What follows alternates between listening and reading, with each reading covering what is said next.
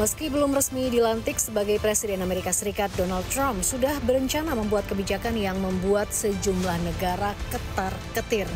Ya, Donald Trump yang resmi memenangkan pemilihan Presiden Amerika Serikat pada awal November lalu mengatakan akan segera menandatangani perintah eksekutif atau executive order setelah ia resmi dilantik pada 20 Januari 2025 mendatang yang berisi tentang pengenaan tarif tambahan bagi produk-produk yang berasal dari Meksiko, Kanada, dan juga China. Dalam postingan di sosial media miliknya, Truth Social pada 26 November lalu, Trump mengatakan akan memberlakukan tarif tambahan sebesar 25% pada seluruh produk asal Kanada dan Meksiko yang masuk ke negeri Paman Sam, sampai peredaran narkotika termasuk fentanyl dan juga imigran ilegal berhenti menginvasi Amerika Serikat. Trump juga mengancam akan mengenakan tarif tambahan sebesar 10% di atas tarif tambahan yang telah dikenakan pada produk asal China. Ancaman ini muncul karena China dituding menjadi aktor penting bagi peredaran fentanyl, salah satu obat-obatan terlarang yang masuk melalui Amerika Serikat melalui jalur Meksiko. Tak ayal rencana kontroversial Trump kali ini memantik reaksi dari berbagai pihak, tak terkecuali dari Presiden Amerika Serikat Joe Biden. Biden menyebut keputusan Trump tersebut kontraproduktif dan meminta Trump untuk mengkaji ulang rencana pengenaan tarif tambahan tersebut karena berpotensi merusak hubungan baik yang telah dibangun kepada negara tetangga mereka. Baik Meksiko dan juga Kanada adalah negara yang memiliki perbatasan langsung dengan Amerika Serikat.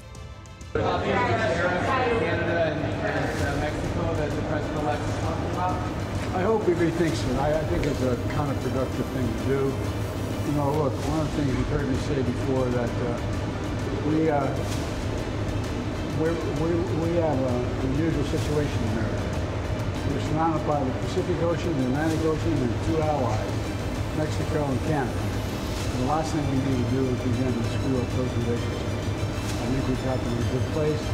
I think by the way, you know, the operation with the outgoing president and the incoming president, the illegal crossings are down considerably to what they were back in he was in office. There's a lot more to do, but I just think, I hope they reconsider.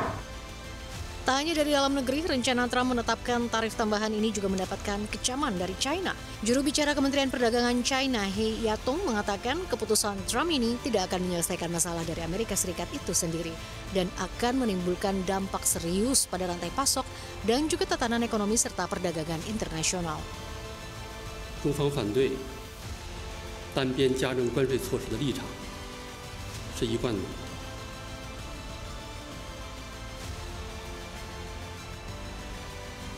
对贸易伙伴随意加征关税，不能解决美国自身的问题。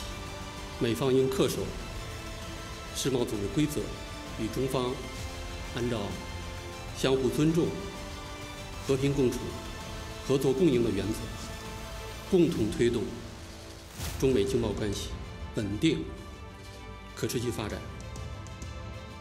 Setalik tiga uang, rencana Trump untuk mengenakan tarif terhadap barang asal luar negeri ini mengundang kecaman dari negara tetangga mereka, yaitu Kanada dan juga Meksiko. Perdana Menteri Ontario, salah satu wilayah terpadat di Kanada, mengatakan rencana Trump ini merupakan hal paling menghina yang pernah ia dengar dan meminta Kanada untuk membalas hal yang sama. Sementara Perdana Menteri Kanada Justin Trudeau akan mengadakan pertemuan dengan para pemimpin daerah menanggapi ancaman Donald Trump ini. We received the biggest threat we've ever received from our closest friends and ally, from President-elect Trump, that they're threatening to put a 25% tariff on all goods coming across the border into the U.S. and Mexico. What I found unfair about the comments is to compare us to Mexico. And I can tell you, Canada is no Mexico.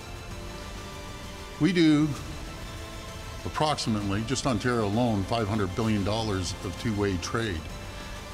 I found his comments unfair. I found them insulting. It's like a family member stabbing you right in the heart. Kecaman juga datang dari salah satu tetangga dekat Amerika Serikat, Meksiko, yang juga terdampak ancaman tarif tambahan dari Donald Trump. Presiden Meksiko Claudia Sheinbaum yakin perang tarif dengan negeri Paman Sam dapat dihindari. Meski demikian, Meksiko akan membalas kebijakan serupa jika kebijakan Trump ini benar terjadi. Menteri Ekonomi Meksiko Marcelo Ebrard bahkan memperingatkan dampak besar dari kebijakan tersebut, khususnya pada sektor otomotif. Ebrard menyebut tarif ini dapat meningkatkan harga kendaraan di negeri Paman Sam hingga $3.000 Amerika Serikat per unit dan juga akan berdampak pada pendapatan raksasa otomotif di Amerika Serikat serta berdampak pada konsumen otomotif di Amerika Serikat. Desde nuestro punto de vista, y además va a haber otras conversaciones de aquí a que él tome posesión entre los equipos, pues lo importante era atender el planteamiento que él hizo, por lo cual pondría aranceles. Siguiendo con este tema, Presidenta, ¿cómo impactará esta potencial guerra arancelaria la revisión del tema? No va a haber potencial guerra arancelaria. China, Meksiko, dan Kanada adalah 3 besar negara eksportir produk ke Amerika Serikat.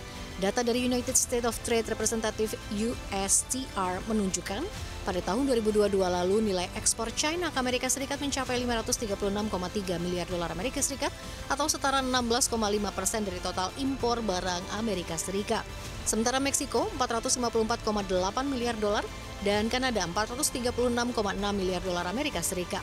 Kanada adalah eksportir utama bagi produk minyak dan gas, sementara Meksiko adalah eksportir utama mobil dan juga spare parts. Sementara itu China mendominasi Amerika Serikat dengan produk elektronik seperti ponsel dan juga laptop.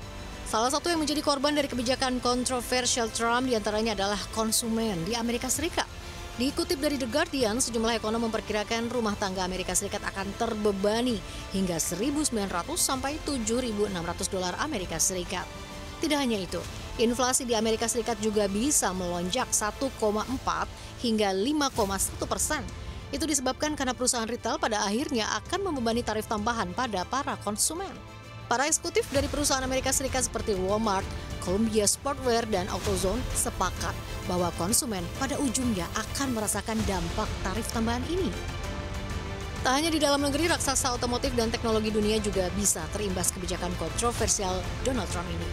Meksiko dan Amerika Tengah diketahui sebagai pusat produsen otomotif dunia, rumah bagi raksasa otomotif global seperti Nissan, Honda, Toyota, dan Kia. Tarif tersebut juga akan memukul raksasa teknologi Asia seperti Foxconn, Nvidia, LG, dan Lenovo yang tengah berekspansi ke negara Amerika Tengah. Kamar Dagang Kanada bahkan telah menghitung kenaikan tarif sebesar 10% akan berdampak pada kenaikan biaya sebesar $21 miliar Amerika Serikat. By some accounts, a vehicle can cross the border more than 7 times before it hits the auto lot. So these are fully integrated supply chains.